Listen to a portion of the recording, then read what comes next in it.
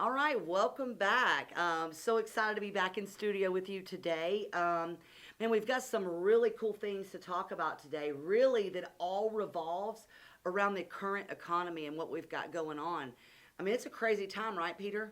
It is, and um, it'd be unfair for us to not over talk about it. And what I mean by that is, there's some people that I've been watching, they kind of gloss over what's taking place. Some people refuse to acknowledge it. I mean, let's face it, we are in pretty turbulent times. And this is affecting the real estate business. For those people that say, well, this affects the real estate business, none, that's just not true. And I'll be honest with you, Julie, I think it's affecting it, both on the good and the bad side. But it's like anything else. Whether you're in good times, you're in bad times, or you're somewhere in between, the keys, you just got to know how to navigate it. You have to know exactly what's taking place right now. You have to know exactly what's going on in the economy.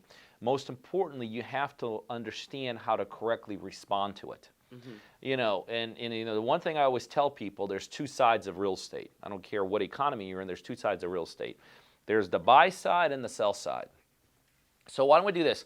Why don't we just kind of give our thoughts and opinions and how it's affecting both sides? Let's start on the buy side. What's your opinion? How the world we're in right now? How are we being affected on the buy side? Well, too, I mean, I would like to add, like we're talking about the buy side, is popular opinion, right? Yeah.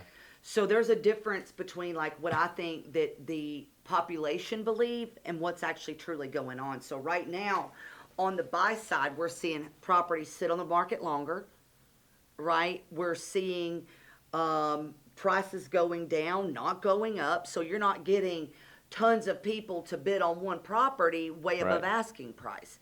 I think it's important to know that because we were there. But on the buy side, where I think you have to be very, very careful is that, especially like if you're doing a fix and flip, right? You need to know if you're doing a fix and flip, you've got to know how long things stay on the market. You've got to have the right price. So my biggest suggestion on the buy side is make sure you're buying properties right, okay? Now, it's a weird point right now, though, because motivated sellers maybe aren't as motivated as they should be yet. Do you know what I'm saying? Like because of like their opinion of the way that the market is. Yep. Like I just like got a text from Glenn, or no, I saw it on our Facebook group, and he made offers to the seller, and they still think right there in Tampa the market's super hot, right? But the reality is that's not the reality, right? Yeah, it's interesting you say that because you're absolutely right. Reality has not caught up with reality yet, right? No, And so I think from what I'm seeing, Julie, from what I'm hearing other people talk to, part of the conversations I'm at, and what I'm seeing is taking place, you're right. I actually thought that the motivation with the sellers would happen a little bit quicker. Yeah. From a perspective of price reductions. But just today, I was talking to a couple of our partners, and that seems to be the sentiment, that a lot of sellers are, I'm not talking about they're like in 6-year ago markets. They're just like in a 5, 6, 7 month ago markets, because that's really how quickly things are changing. So I think on the buy side, but then let's flip it around. The realities that's coming. You know what I mean? Like, it's like people that close their eyes and think foreclosure is not going to happen, right? Well, you can only close your eyes to reality for so long, right? You can only hope and pray and meditate that the foreclosure will happen. But when that day of reckoning comes, that bank is taking over your property. Exactly. And and I kind of want to go back a few years. So we've been working pre-foreclosures really hard the last couple of years. But and I want to mention this, people may have a different opinion of me. But whenever sellers, right, like last year when we had the moratoriums and we had all that, sellers made agreements with banks that, hey, I can't make these payments right now, so I'm going to put them to the end of the loan. I'm going to incur interest. I'm going to incur fees. My payments may change in the future because I'm asking for help right now. Right. Well, I believe the government, maybe whatever, looked at this as, hey, we're helping people. Which now, I don't know that was a big help for people because people can't afford this stuff. It's not like they're not paying. They're still paying. Right. You can never not pay and it just be forgiven. So what that caused now is a lot of these people that did those loan mods are not able to afford the payments. That's exactly right. Right? Like I was just talking to a seller a couple days ago and her husband are both on disability, right? So which means they have a set income. You know what I mean? That they can only make so much. Well, their house payments used to be $1,200 a month. Well, that was enough for them to pay their house and the bills that they had. But because she did this loan modification, do you know how much her payments are now? More than that. $1,900 a month. If you are on a fixed income, how can you take a $700 increase every month on your payments?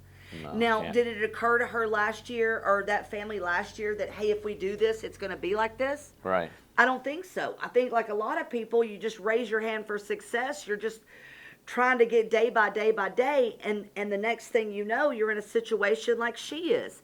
And we've heard this over and over and over again. So my opinion why foreclosures are going to be even worse is because honestly what we did is we just pushed off the inevitable. Right. That's a good point. You know, we really just pushed off something saying, we'll deal with this later, Right. meaning the banks. Right. And let me tell you, banks never lose. Like, look it up. Tell me a Right. time. I've like literally never seen a time that banks ever lose. Like in the 08, the 09 crash, did the banks lose then? Not ultimately. A couple did, but not ultimately. Ultimately, they came out very solvent, looking great, balance sheets looking perfect, P&Ls looking perfect, and look at them now, more stronger than ever. But that's a good point. I didn't even think about what you just said, but it's so true. You know, I've always said there's two types of new motivated sellers right now. There's the one that's being obviously affected by the economy. Because let's face it, economy is tanking. Yeah. What do we talk about? Largest, 5 or 4 companies in the world announced, what did they announce? Not job cuts, I but believe it was hiring like- freezes. Yep. Hiring freezes. Elon Musk getting rid of 10% or 15% of his middle management. And if anybody could afford to keep their management on, It's- it'd be Elon Musk. It'd be someone like that. So we're here, and these are like the big points. So there is no question in the economy that we're in right now that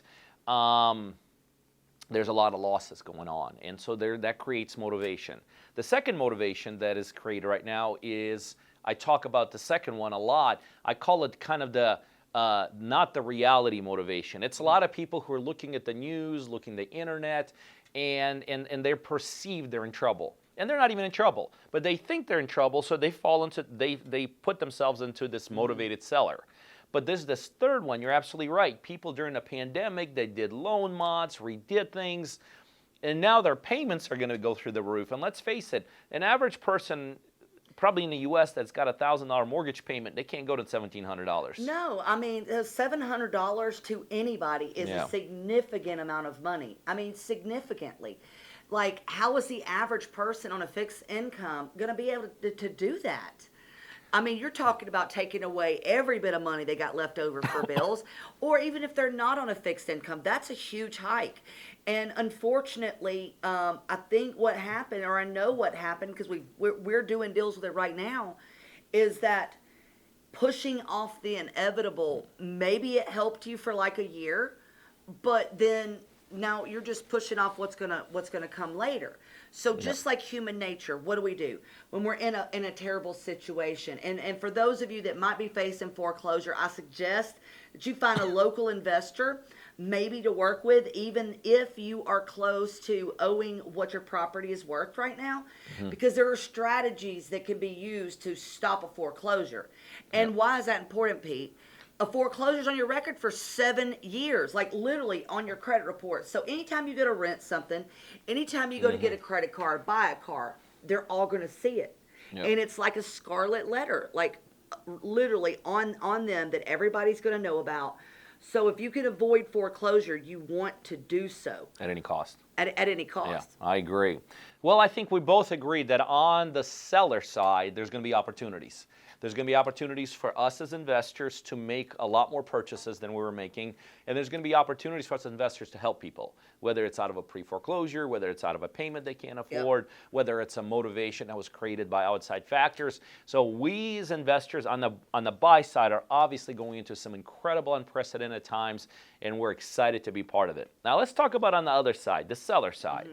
How would, I'll go first this time. So as an investor on the seller side, we also have to make some adjustments. Now, on the seller side, they're not as positive adjustments as they are on the buyer side. But there, I do actually see some positive things taking place there. So here's the biggest thing on the seller side we have to make adjustments for. You actually brought it up on the buyer side, but it's both. We have to make adjustments by how long something's going to sit in the market. You know, let's face it. You know, it's funny. I was talking to one of our partners last week, and he made this comment. He's like, Pete, you know the weird thing about it? I've never been in a bad market. You know, he's one of our partners, been in business for 5 years. Yeah, so he doesn't understand. Like, it used to be that it's okay to sit in the market for 3 to 4 months, right? That used to be the norm. But everybody got spoiled in the last couple of years by things just literally flying off the shelves.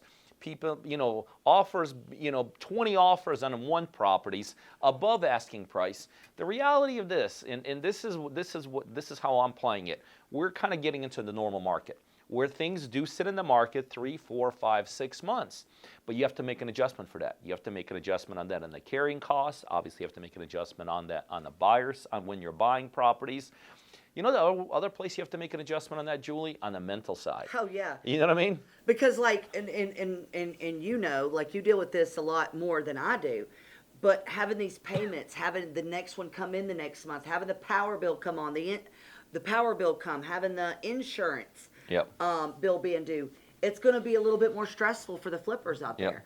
And also, I think it's really important, like, if you don't listen to, like, anything we've said today, if you are flipping houses, you better be careful with those tight deals. Like, we could got away with tight deals, meaning profit margins Right. months ago. Not now. Not now.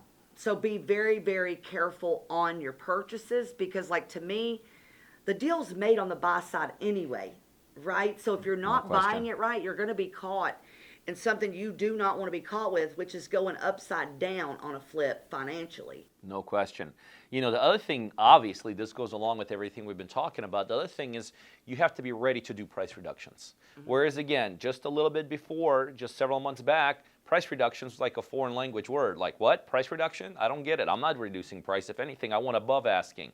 But you have to get not only comfortable with sitting on the property for longer, but you have to be comfortable with having to do price drops, which again ties this back to the seller side, the buyer side. You have to, you know, whereas before we might be able to buy something for $100,000, we may have to only be able to buy it for $90,000, maybe even $80,000. I mean, and on that note too, talking about you better be ready to do price reductions, I suggest that you don't overprice that house. Yeah. Because a lot of us, like, you think, okay, to make more money, I'm going to list it at a higher amount.